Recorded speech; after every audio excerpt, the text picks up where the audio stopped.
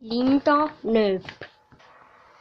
Linda, kel leiti ees oli ilus punane nööp. Lindale meeldis nööpi kruttida, kui ta oli põnevil, elevil, rõõmus või ärevil. Ikka kruttis tüdruk oma armast nööpi. Sellest kruttimisest käis punasel nööbil allailma pea ringi. Otsin endale uue töö, mõtles nööp ja hüppas põrandale.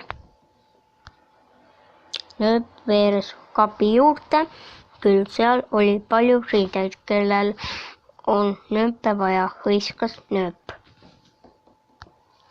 Oleks vaja küll, aga sa oled liiga väike, kahetses halb kasukas nööp, kurvastas, et teda pisikeseks peeti.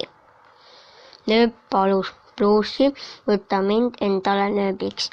Pluus pahandas, vaata kui suur sa oled. Mul on paar väikest nööpi vaja, mitte suurt nööpi vaja.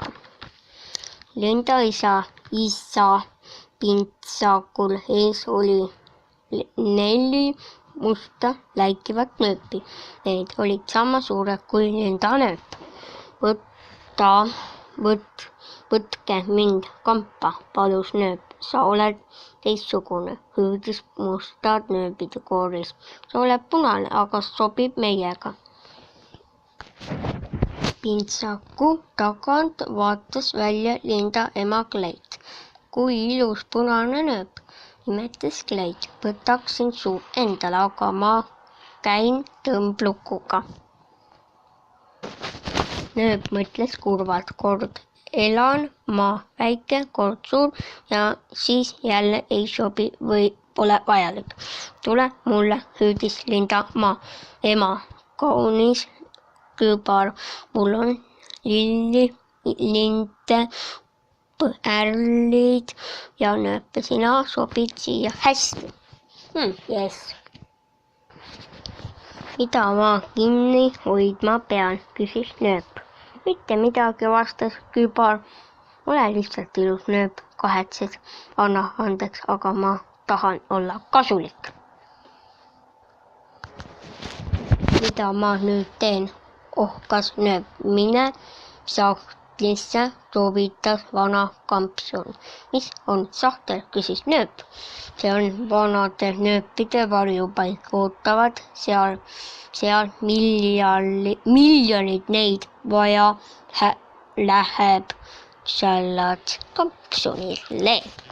No vaatab, ma pole ju vana, hüüdis nööp, aga ükskõik, ütles kampsun, aga minema muidu neelab tulmime suu alla.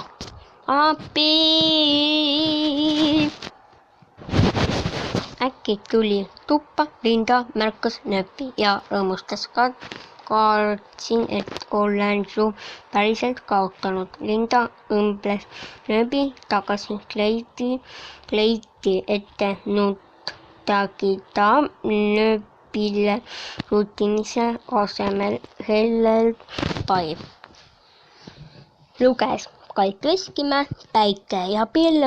Raamatu kirjutas Krista Kamperg, autoriõigustega kaitstud. Illustraator Tiia Mets ning Päike ja pilv.